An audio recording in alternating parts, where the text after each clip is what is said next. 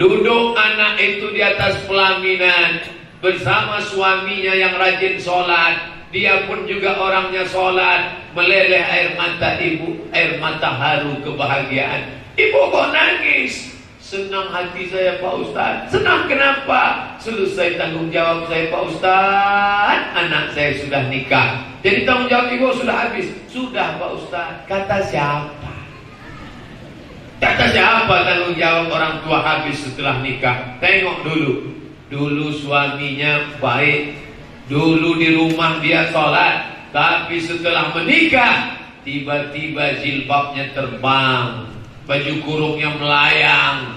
Datang dia ke rumah bawa rantang. Bersama suaminya petantang petenteng. Suaminya dapat pula anak funky. Rambut 3 warna, merah, kuning, kelabu. Anting-anting 12 biji, 6 di sini, 6 di sini. Tambah 1 lagi di depan lubang hidung. Macam sapi kurban bentuk. Dulu kalau jumpa sama orang tua cium tangan, sehat Ma, sehat ya. Ini enggak. Begitu masuk rumah, apa kabar kalian semua? Mantap.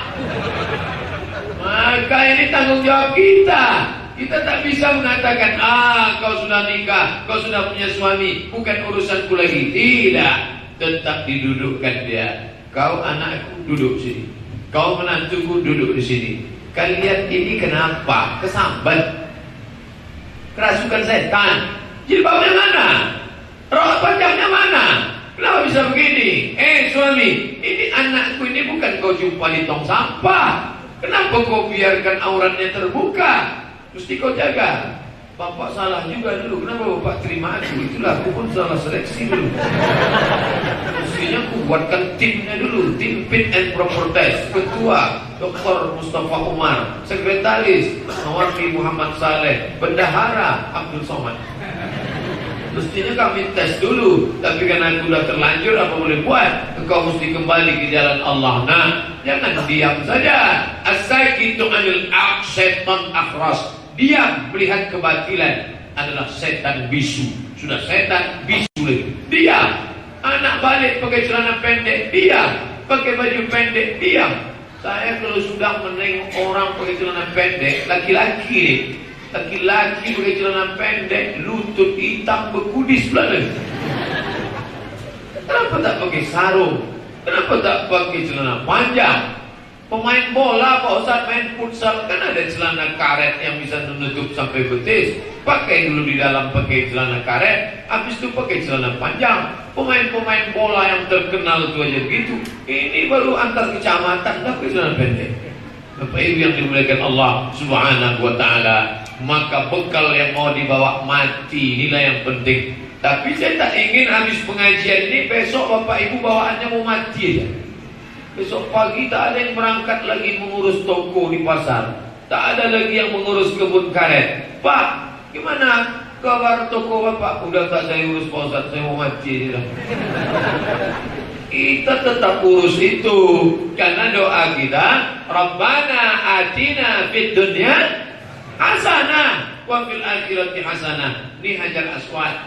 Ini rukun Yamani. Dari rukun Yamani ke Hajar Aswad doanya lain. Ini Hajar Aswad, ini Multazam, ini pintu Ka'bah, ini rukun Syami, ini rukun Iraqi, ini rukun Syami, ini rukun Yamani. Maka dari sini kemari doanya Subhanallah walhamdulillah wa la ilaha illallah wallahu akbar. Subhanallah walhamdulillah wa la ilaha illallah wallahu akbar. Tapi dari rukun Yamani ke Hajar Aswad doanya berubah. Rabbana atina fid dunya hasanah wa fil akhirati hasanah wa qina azabannar. 70.000 malaikat mengaminkan doa. Rabbana atina fid dunya hasanah wa fil akhirati hasanah wa qina azabannar. Dunianya mesti hasanah, baru akhiratnya bisa hasanah. Mustahil akhirat hasanah, dunia pontang-panting. Datang satu jamaah umrah, lain doanya. Rabbana atina fid dunya hasanah wa fil akhirati Fatimah. Ditanya sama pembimbing, semua kami hasanah, Bapak kenapa baca Fatimah? Bini yang bonangkan 2 Fatimah. Kalau bos Habib hasanah 2 kali, ngamuk dia Ustaz. Itulah pentingnya kita ngerti apa yang kita mintakan kepada Allah Subhanahu wa taala.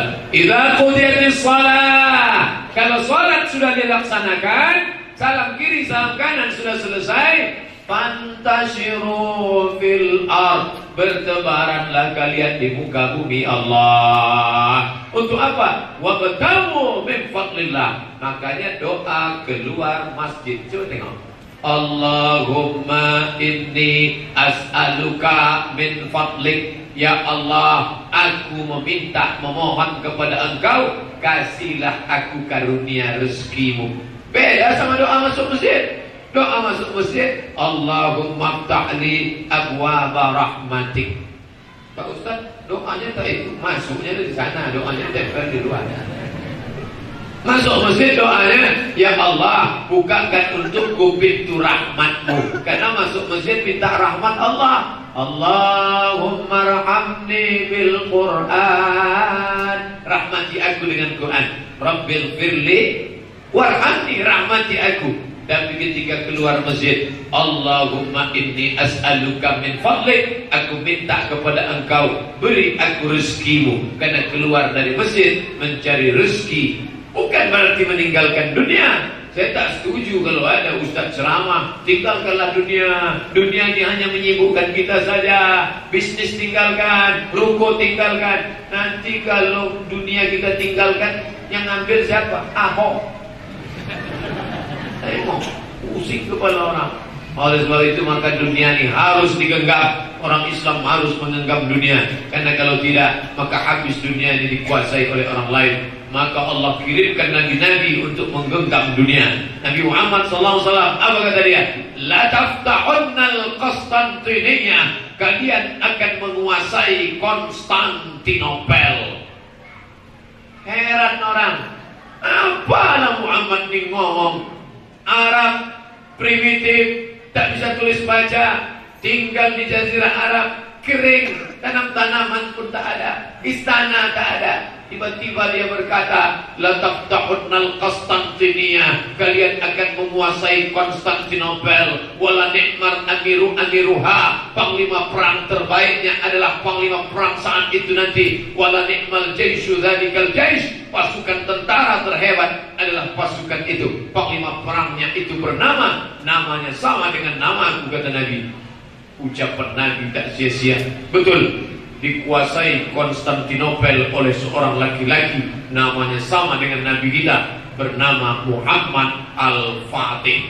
Dan dia menguasai itu pada tanggal 29 Mei, pas hari, beberapa hari.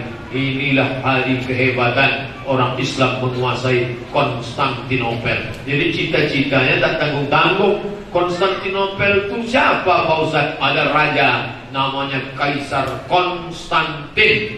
Didirikannya sebuah kota, kota itu dia sebut Konstantinopel. Itulah kota paling hebat pada zaman kekuasaan Eropa Romawi. Sekarang masuknya ke Turki. Datang Muhammad Al-Fatih, dirobahnya Konstantinopel itu menjadi Istanbul, kota Islam. Jadi umat Islam harus punya cita-cita. Ayah Muhammad Al-Fatih memandikan dia sore-sore, pagi-pagi. Apa kata dia? Ditunjuknya dari seberang. Anakku, kau tengok ke seberang, itu adalah kota Konstantinopel. Nanti kalau kau sudah lajang, aku ingin kau merebut kota itu. Rupanya nasihat itu masuk ke kepala anaknya. Dia ingat, ayahku dulu berpesan, nanti kalau engkau remaja dewasa, kau akan jadi panglima perang, kau akan jadi tentara, kau akan merebut Konstantinopel. Dia yang merebut berkat doa ibunya, berkat usaha ayahnya. Jadi bapak pulang dari sini, ambil gambar menara Eiffel, menara Pisa, menara Eiffel Prancis, tempel di dinding. Setiap sore tunjuk, hai anakku, kau akan menguasai Paris Prancis nanti, insya Allah. Tapi dari bunyi insya Allahnya nampaknya tak yakin. Jadi cita-cita itu gantungannya tinggi. Ini orang tua cita-citanya pendek. Anak bapak maunya jadi apa? Dapat jadi PNS, cukuplah Pak Ustaz. Kalau hanya hidup ni sekedar makan, kucing pun makan. Kalau hidupnya hanya sekedar kerja, monyet pemanjat kelapa pun kerja. Maka hidup ini harus ada target ke depan. Mau jadi apa? Dunia ini harus dikuasai. Bahwa ada orang mau jadi polisi, silakan. Mau jadi tentara, silakan. Mau jadi panglima perang, silakan. Tapi tujuan hidupnya adalah li'i'la'i kalimatillah, untuk menolong agama Allah Subhanahu wa taala. In tansurullaha yansurkum. Kalau kau tolong agama Allah ini, maka Allah akan menolongmu. Di mana engkau ditolongnya? Di dunia ditolongnya. Saat mati sakratul maut ditolongnya husnul khotimah. Saat di akhirat nanti kau akan ditolongnya. Tak ada yang dapat menolong kecuali Allah. Makanya selalu kita katakan hasbiyallah wa ni'mal wakil. Cukuplah Allah sebagai penolongku. Ni'mal maula wa ni'man nasir. Dialah sebaik-baik penolong. La haula wa la quwata illa billahil aliyyil azim.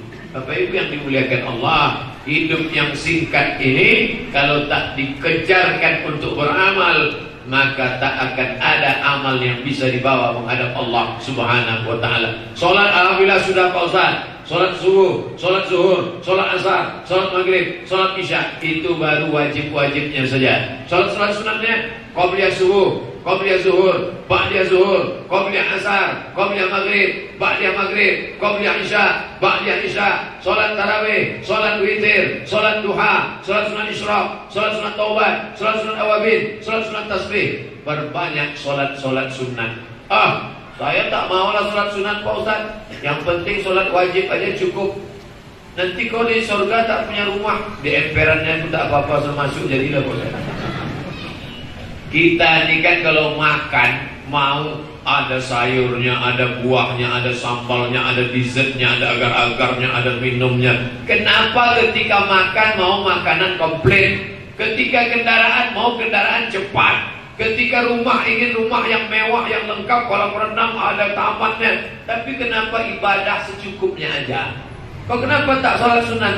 Salat sunat dikerjakan berpahala, ditinggalkan tidak apa-apa. Ini yang membuat orang tak salat sunat. Kenapa tak salat duha? Salat duha dikerjakan berpahala, ditinggalkan tak apa-apa. Kenapa tak salat tahajud? Salat tahajud dikerjakan berpahala, ditinggalkan tak apa-apa. Robah definisi itu. Mulai malam ini bangun tahajud. Kenapa tak tahajud? Saya mesti tahajud Pak Ustaz. Kenapa tahajud? Salat tahajud dikerjakan berpahala. Kalau tak dikerjakan bisa terjadi apa-apa. Harus dirubah. Mindset kita harus dirubah. Mind otak, set diatur, disetting ulang. Jangan sampai terbentuk di kepala, dikerjakan berpahala, tak dikerjakan tak apa-apa. Harus saya kerjakan, karena ini akan menolong saya di hadapan Allah SWT. Paksakan salat duha, paksakan salat tahajud, paksakan salat witir. Saya payah bangun malam Pak Ustaz. Pasanglah jam. Ini ada 3 jam. Jam 1, jam 2, jam 3. Mereknya pun macam-macam. LG, Apple yang kena kunyah setengah, Lenovo, apa sah? Ya, berbunyi 3-3-nya. Takkan tak bangun?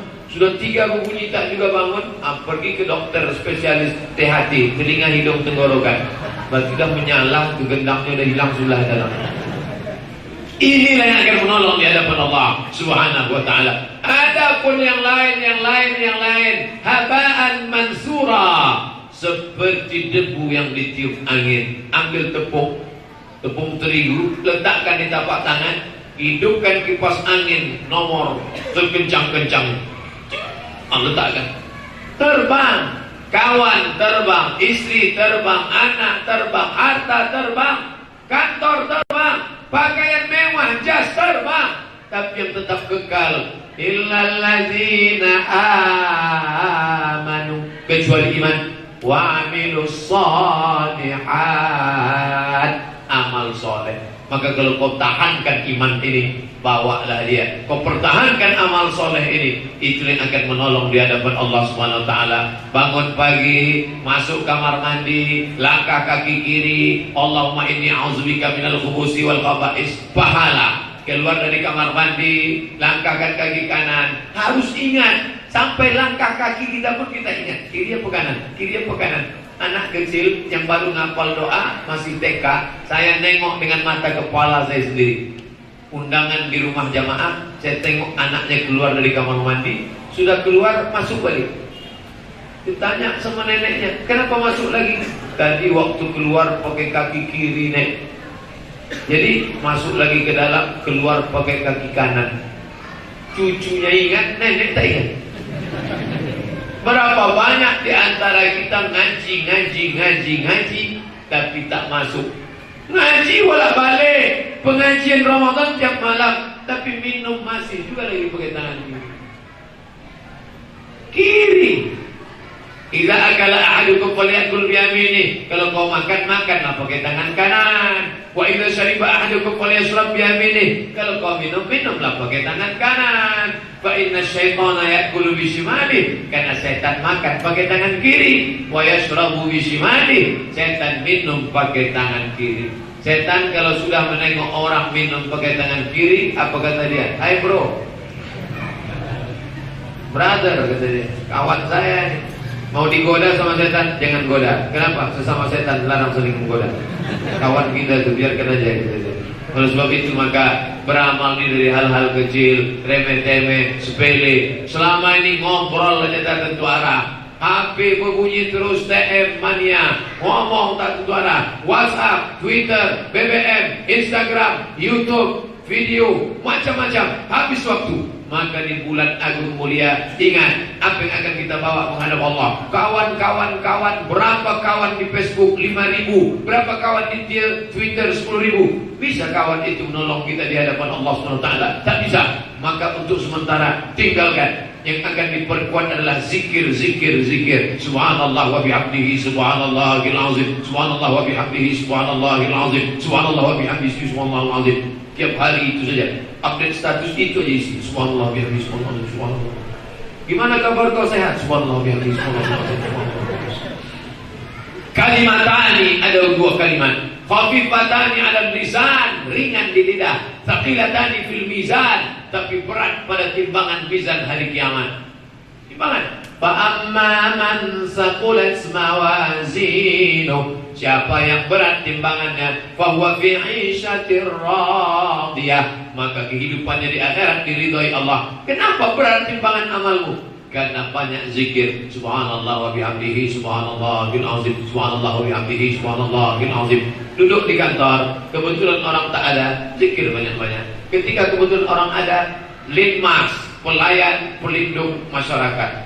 Orang ngantri, tak mungkin kita pula berzikir, bertasbih. Pak, gimana KTP saya sudah selesai atau belum? Pak, gimana akte anak saya? Pak, gimana surat keterangan istri saya? Itu mesti kita jawab. Hati berzikir, mulut ngomong. Jangan pula gara-gara pengajian ini besok, Pak, gimana anak saya? Subhanallah wa bihamdihi, subhanallah. Ada masanya. Zikir yang paling mantap adalah connect. Mulut berzikir, hati mengingat. Connect. Ini hati, ini mulut. Connect, tak putus. Andai mulut tak bisa, hati aja berzikir. Subhanallah. Tapi mulutnya tetap ngomong. Apa kabar? Ada yang bisa dibantu? Gimana keadaannya? Yang kerja di rumah sakit, ibu sakit, bapak sakit.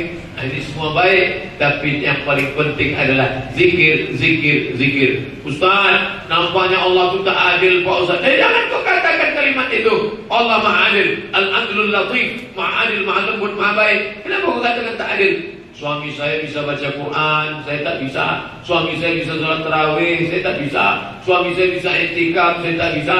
Suami saya bisa berzikir, engkau tetap bisa berzikir. Maaf cakap, perempuan yang berhalangan, maka tetap bisa berzikir. Baca Quran tak boleh, masuk masjid tak boleh, tawaf tak boleh, puasa sunat tak bisa, i'tikaf tak bisa. Tapi berzikir tetap. Ya Rasulullah, ayul amal khairun, apa amal yang paling baik? Apa kata Rasulullah? Antufariqad dunya, kau mati meninggalkan dunia. Walisanuka ratbun, lidahmu dalam keadaan basah. Basah kenapa? Bizikrillah. berzikir mengingat Allah. Afdalul zikri, seafdal zikir, zikir yang paling afdal la ilaha illallah. Makanya imam kita tadi selesai kita sholat witir, dia ajak kita afdalul zikri fa'lam annahu la ilaha illallah, la ilaha illallah, la ilaha illallah, la ilaha illallah.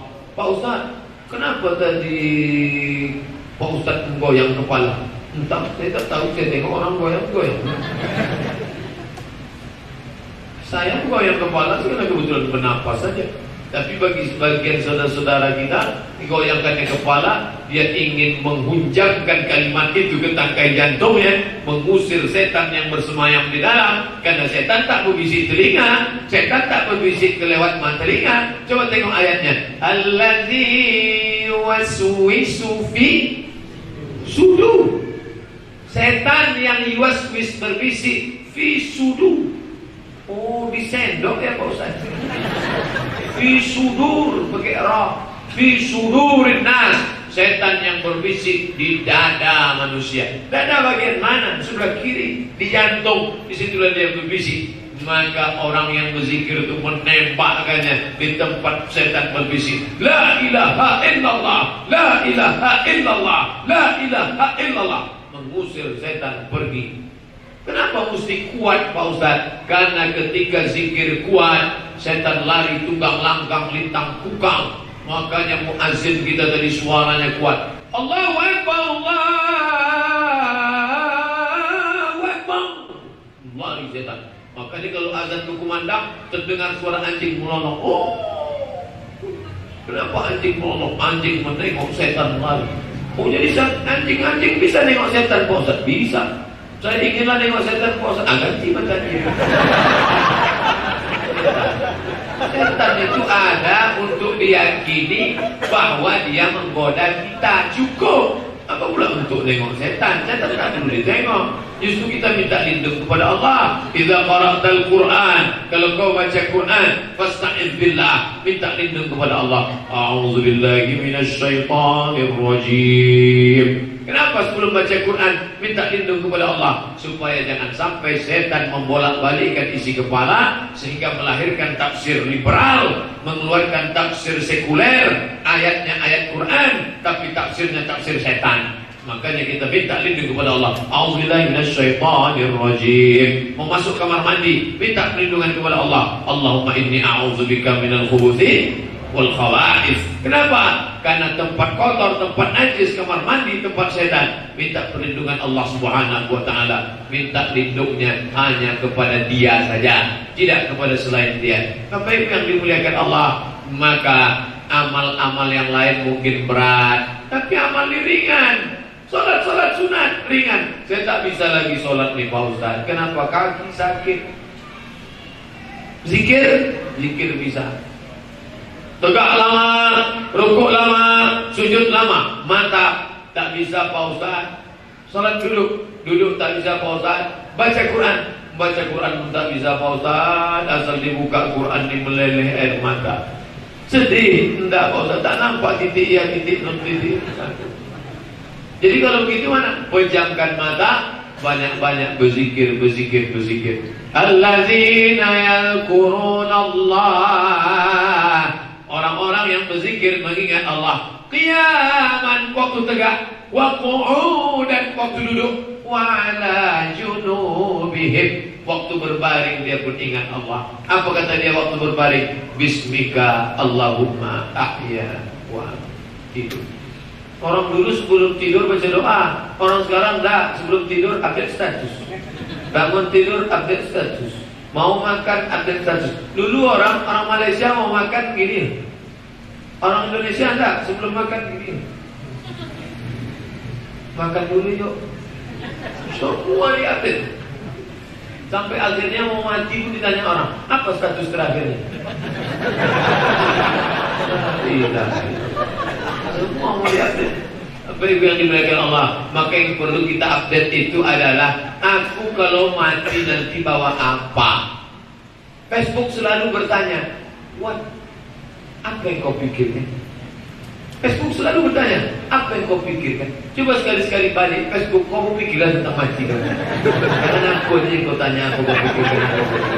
Kau pikir juga lah, mati kau apa? Ini yang sih dia menanya tentang kita, apa yang kau pikirkan? Aku berpikir tentang kalau aku mati nanti aku bawa apa? Anakku ini tak akan kubawa, biniku ini tak akan kubawa. Walaupun dia waktu hidup berkata, Kanda, kaulah bulan, kaulah bintang. Jangan pergi lama-lama, setengah napasku pergi, kata dia. Tapi begitu malaikat maut datang, semuanya berubah. Harta yang katanya dulu harta bersama, berubah menjadi harta gono gini. Apa artinya Pak Ustaz? Kau begono, aku begini. Lalu yang kekal abadi mana? 2.000 perak yang pernah masuk ke kotak kerincing, itulah yang akan menolong di hadapan Allah. 200 juta yang membuat rumah tinggal, dan surat akte notaris rumah akan dibawa ke pengacara, dirubah nama. 2.000 perak yang dikasih ke anak yatim, izin kau bawa menolong mengagama Allah. Tapi 200 juta yang kau belikan mobil mewah akan tinggal. STNK BPKB akan dibawa ke kantor Samsat depan Purna MTQ. Pegawai melihat, kendaraan siapa nih? Kendaraan Ustadz Somad. Oh, kenapa bawa? Mau balik nama. Kenapa balik nama? Dia sudah mati dimakan cacing tanah kemarin. Kenapa mesti balik nama? Karena Pak Polisi tak mau menangkap almarhum. Berpikirlah tentang apa yang akan kita bawa menghadap Allah Subhanahu wa taala. Tulis besar-besar. Di mana ditulis? Mana tempat yang selalu ditengok? Di HP, tulis ditengok HP. Kalau kau mati, kau bawa apa? Saya mau tulis di belakang mobil saya, Pak Ustaz.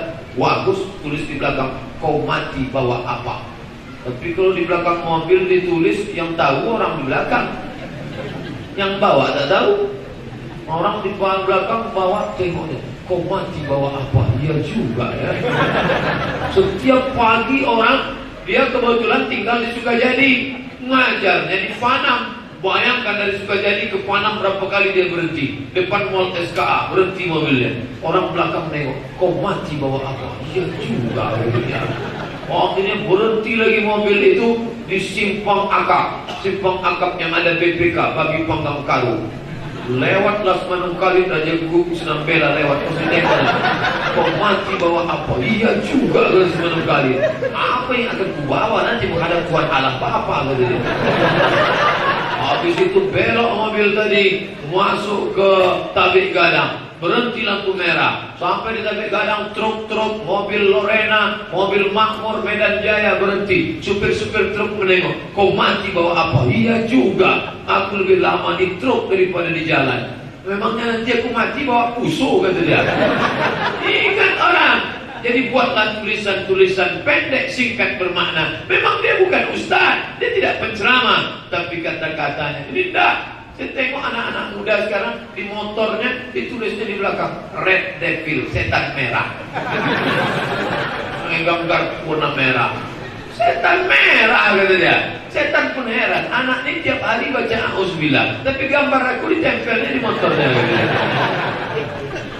Maka Bapak Ibu yang dimuliakan Allah, kalau kita mati menghadap Allah, semuanya tinggal, jabatan tinggal, jas kesayangan tinggal, baju mewah tinggal. Beli baju jangan banyak-banyak. Ini bulan baju sampai 3 lemari, jaket kulit, semi kulit, sintetis, wow, beludru, mati. Tinggal. Yang dibawa apa? Yang dibawa hanya kain tipis yang tak berjahit. Jangankan jahit tengah, jahit pinggir pun tak ada. Kalau kawan kita yang di sebelah itu meninggal, masih pakai jas, pakai dasi, ganteng. Kalau kita tidak, digulung macam dodol. Itulah yang akan dibawa menghadap Allah SWT. Makanya kalau beli baju, cukup 2. Baju kita 1, baju anak yatim 1. Nanti beli baju koko, baju kain panjang, beli kain 2. Bapak kau beli kainnya 2, aku 1. Ada orang Joko di sana 1. Itulah akan menolong. Dipakainya kain itu sholat. Ma min muslimin yaksu musliman sawan. Ada orang beriman, disedekahkannya kain. Karena fi zimmatillah, dia akan senantiasa dalam lindungan Allah. Makanan alaihi khirqah, sampai kain itu tinggal sepotong. Apa yang dimuliakan Allah Subhanahu wa taala, malam ini rasanya komplitlah sudah amal kita. Salat tahiyatul masjid sudah, qabliyah isya sudah, salat isya sudah, salat ba'diyah sudah, masuk salat tarawih, ditutup dengan witir, ditutup dengan doa, ditutup dengan zikir, ditutup dengan tausiah. Akhirnya 1 jam sudah saya ceramah. Di mana-mana saya ceramah 1 jam sesuai yang tertulis di botol aqua 600 ml. Cuman pengurus Al-Ikhlas tahu dibuatnya 2 botol. Itulah yang dapat saya sampaikan malam ini. Kita akan berjumpa sekali lagi besok malam kalau panjang umur. Besok kajian kita 2 malam ini sudah kita kaji amal. Semalam amal, malam ini amal. Besok terakhir kita bahas yang menghilangkan amal. Jangan ngasih cerita awal, mari sholat, mari. Besok kita bahas ada perbuatan yang menghilangkan amal kita yang 2 malam ini. Apa saja dia? Nantikan tayangnya besok malam. Terima kasih. Subhanakallahumma bihamdika asyhadu an la ilaha illa anta astaghfiruka wa atubu ilaik. Wassalamualaikum warahmatullahi wabarakatuh.